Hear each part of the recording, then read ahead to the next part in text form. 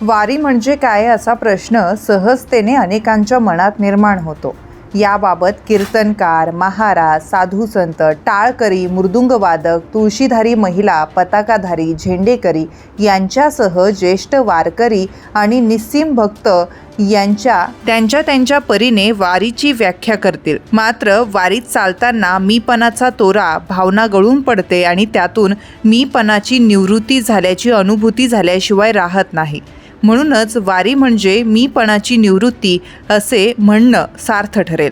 विश्वगुरू संतश्रेष्ठ निवृत्तीनाथ महाराज यांचा आषाढी एकादशी पायी वारी पालखी सोहळा श्री क्षेत्र पंढरपूरकडे प्रस्थान झाला आहे। हा पालखी सोहळा अहिल्यानगर शहरात शनिवारी दाखल झाला। त्र्यंबकेश्वर पासून निघालेल्या या पालखी सोहळ्यात हजारोंच्या संख्येनं वारकरी चालत होते। प्रत्येक गाव, वाडी, वस्ती, शहरातून या पालखी सोहळ्यात वारकऱ्यांची मांदियाळी सहभागी होत असून वारीला विशाल स्वरूप प्राप्त होत असल्याचे गोमटे चित्र आहे। वारकरी देहभान हरपून वारीत चालतायत। निवृत्तीदादांचा जयघोष करत विठुरायाची आळवणी करत आहे। ना छोटा ना मोठा, ना गरीब ना श्रीमंत, ना उच्च ना नीच, ना जातीचा ना पातीचा, ना भेद न भाव, केवळ आणि केवळ वारकरी, निस्सीम विठ्ठल भक्त, निवृत्तीनाथ दादांचा उपासक अशी त्यांची ओळख ठरलेली आहे। म्हणून या वारकऱ्यांची मीपणाची निवृत्ती झाल्याची अनुभूती येते।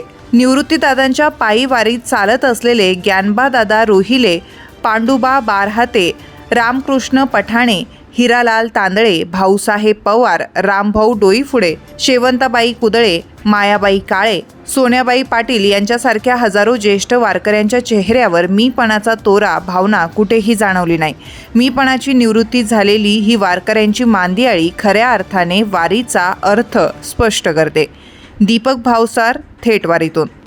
तुमच्या भागातील प्रत्येक बातमी पाहण्यासाठी तसेच अशाच ताज्या आणि विश्वासार्ह घडामोडींसाठी उत्तर महाराष्ट्र न्यूज नेटवर्क सोबत जोडलेले रहा। सोबतच फेसबुक, इंस्टाग्राम आणि यूट्यूबवरही आम्हाला लाईक आणि शेअर तसेच सबस्क्राईब आणि फॉलो करायला विसरू नका।